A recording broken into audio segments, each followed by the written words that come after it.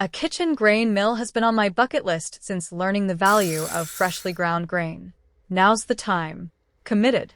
Having an interest in a family organic dry good wholesale company with a stone mill grinder, I was educated on the nutritional value in freshly ground grain that is lost in a short period of time. I learned that by the time ground grains hit the shelves at the market, they had lost all nutritional value and were rancid. Nutritional values were added into the prepackaged product. I am curious about integrating this into my lifestyle. This mill came with no instructions, and yet it was easy to figure out and simple to use. I suspect the ease in using it will support the integration. The features I enjoy is the lid and ease of locking.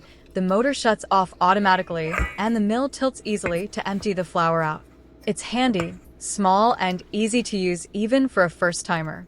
I love the connection this adds to the food value. It reduces how many handlers have processed the flour and time and energy.